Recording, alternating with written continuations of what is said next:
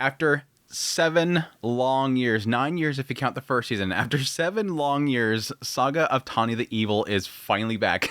Tanya finally makes her epic return. And what a solid first episode. I got a nice little mixture of some comedy, some like tension, sort of a bait and switch. I like the fact they build up this big epic battle for the first episode. Oh my gosh, Tanya's completely surrounded. Oh no, what is she going to do? Is this the end for her? Like it's gonna happen. This is the end of her, and then suddenly she realized, oh no, they just the people that came to attack us are so ill prepared. It's just like me. Like she has this moment of like relating to the other side, like, yeah, so we're not the only ones with like people that are just not trained properly. Like a lot of this episode seems to be around the idea of just, I guess, where the war itself is going. You have essentially units that are just being thrown on the battlefield, and they have very little time to really kind of prepare themselves. They're not put together as a team and whatnot. You don't have like long stretches of peace to really kind of develop, some sort of formation and whatnot. These are people that are being just thrown out there. Like this whole opening segment's like literally going to give her that. It seems like it gives the impression that the people that are being assigned to Tanya are good and they're skilled and they're very eager to go out there. It's just they also suck in a lot of ways. It's like, what is this group that they gave me? The battalion, like the people launching the shells, they're like hitting her, they're wasting bullets. She's like, I'm gonna literally start taking it out of your salary. Maybe you'll start, taking. She said the bullets are worth more than you. I guess if they didn't spend much time to train the units, I can see that. But typically, like, the value of a soldier is, in a lot of cases, worth a lot more because of how much time and money you're putting into training them. You don't want them to go out in the field and die. But yeah, I can see them being so ill-prepared and so, like, lacking in training that, yeah, that could see maybe possibly a lot of the... a lot of bullets are probably going to be worth a lot more than their own lives. It's like, I'm going to start taking it out of your pay. Even like the later part, they're going like, let's do a lot of work to pay off the bullets that we're about to use. It's like he fully expects that she's going to charge him. But yeah, her little unit right here in this first episode, they're not very good. I mean, again, it implies they're actually eager and they're, hard workers. It's just, it's not being put in the right place. They need to know how to be, work alongside Tanya. And I'm expecting over the next few episodes, hopefully, she's going to drill that into their heads. But yeah, that later part, we got to talk about that later part of the episode. I think that's probably the more interesting part of the episode. They imply that Tanya, sort of going into like the history books of, our world, going, yeah, World War I, World War II, sort of seeing how a lot of these different battles kind of panned out. Winter is something right now that's weighing heavily upon Tanya, that she's legit afraid of what's to come. Like, yeah, I know what's to come. It's beautiful. Winter's beautiful, but it causes your limbs to freeze up. It's not very kind of easy to move around in. Yes, technically when it melts, it becomes mud and you can't really get through it easily. And the Empire, their strong suit is mobility. This is going to screw us over. We don't like this. So there's like this moment of kind of really the entire episode feeling like the world's coming down upon him. And like desperately afraid of what's to come and just expecting their defeat. Like full on expecting, and this is something that he's been sort of, contemplating for a long time now, obviously, because, and I know I acknowledge the fact that I am switching back and forth on genders. I don't care. I'm not going to sit here and correct myself every 2 seconds if it's she or she. Tanya. But yeah, for a while now, he's been sort of in turmoil, the fact that literally the Empire is being surrounded by the entire world. They even recap in this episode, the entire world is coming down upon this place. And while we fight back for quite a while, it's getting worse and worse and worse. And right now, again, seeing sort of history repeating itself, seeing like things that he's acknowledging is not a good position to be in, he's expecting defeat now. And so it seems to be implying that he's transitioning into, well, I'm going to expect that we're going to lose. And if we lose, I need people to kind of back me up. I want people to see me as a good person. So quickly shifts tones, is now being all nice to all of the people that work for her. You did a good job today. That freaking cutesy voice, everybody's terrified of the smile, just going around and going, you did a good job. You work harder next time. You can do it. And then go into that last guy, the last guy that, I think that was the guy that let one of his men just go off and do like recon And he's like, I could make my own as an officer. I could make my own decisions or something like that. And she's like, no, you're going to give up your position right now to this person. Like, literally just took command away from him mid-battle. Like, you're not doing what you're supposed to do. You're sending people off on recon while we're being surrounded, just absolutely losing it to him on the, the entire battlefield. Here's like, do better next time. It's like, it's okay. You could do better next time. Prove it to me. Like, literally just two-faced, just turns and suddenly is just pissed off, like, I ain't forgive you after all that crap. No way in hell I'm gonna forgive you after that crap. But again, that's where it gets into that whole mindset of, yeah, if we win, shoot, I'm gonna be praised as a hero. But if we lose, it's completely up in the air, which is absolutely 100% true.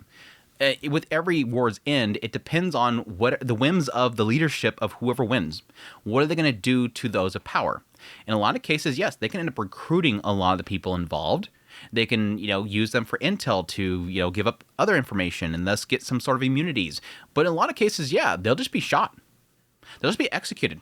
They don't want the old regime to be there in any way, shape, or form. They want some there to create some sort of stability. They don't want to just destroy the entire leadership and just let it crumble. There's a lot of cases where they will completely get rid of everybody. So the idea here is like hoping that, yeah, everybody sees her as sort of a nice person, that she was actually good, that she was just being forced to do what she was doing. And I think that can easily be given to Tanya in any other circumstances because, they're seen as a child. But a lot of people know her for the fact that she's this devil. And so it's like, I don't think that's going to work. I don't think you're going to be able to fool anybody into thinking that you're just some sort of pure, innocent person. Everybody sees you as literally a devil. Everybody in that room right there, even though you're smiling and you sound super cute, they know the real you. They know what's hiding behind that mask. It's just not going to work. Which, yes, leads to that later part. I'm guessing it's implying the fact that he literally got some painting made of Tanya and has just basically been spreading it throughout the capital to be like this cute peace bringer.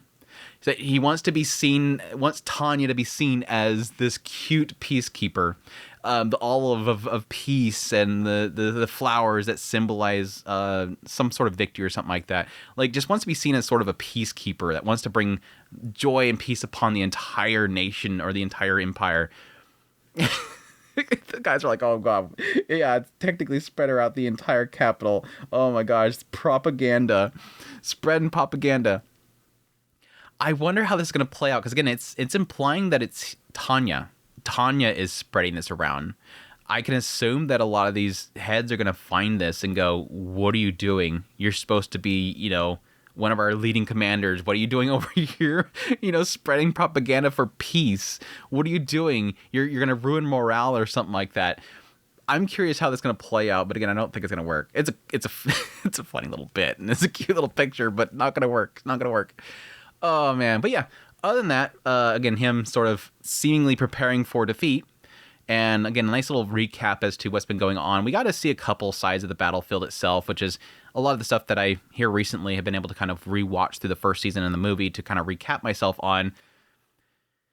Yeah, Mary, seen a brief shot of Mary. She wanting to make sure that people's bodies are sent back home. And there's like some comment made about how they have to kind of stay where they fall, not wanting to, cause any sort of problems or whatever. And I don't care. I legit don't care. I watched the movie and I was like, my eyes kind of rolled at Mary Sue.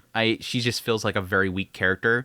Yeah, I feel for her. The loss of her father, how she essentially is a party that sees that Tanya's evil. There's nothing that would really tell me that Mary Sue shouldn't be in the position that she is. She's given power. She's been given some directive of a god, being X. She's given a directive of a god to take down a devil, and this devil took the life of her father.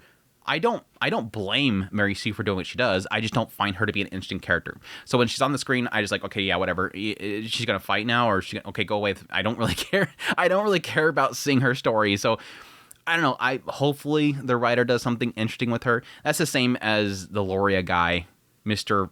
Finger Licking Good PDF guy. I couldn't care less. I hate the fact that the animator's time has been wasted to animate his disgusting nature. I could have done better to use that, talent and capability to animate some parts in the fight sequences. Please don't waste your time making him licking his freaking fingers. It's like, oh, please. I know it's disgusting and everything, but I don't need that much effort put there. Please use your talents in better places. I get it. The finger rubbing, I already got the sense that he's a creep. I don't need to have it animated again to show me that this is this guy.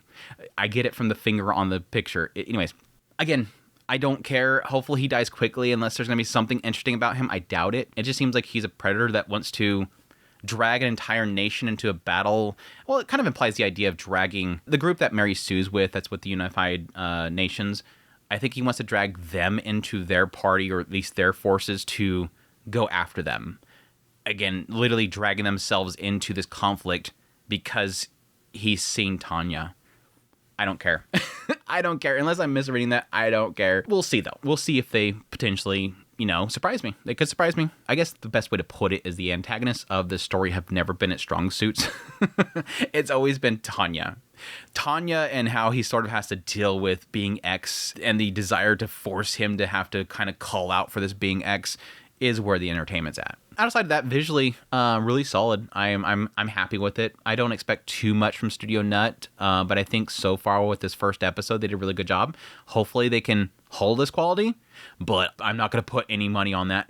I'm not going to put any money on them keeping to this quality the entire time. But that whole sequence with Tanya, like, just falling down the clouds and then going crazy after those fighters was super good. Kicking up the dust and having the plane crash, just basically slicing a plane and destroying it with a knife was super cool. I enjoyed all that bit there. But yeah, that's my thoughts on episode 1 of Saga of Tanya Evil. Second season is finally back.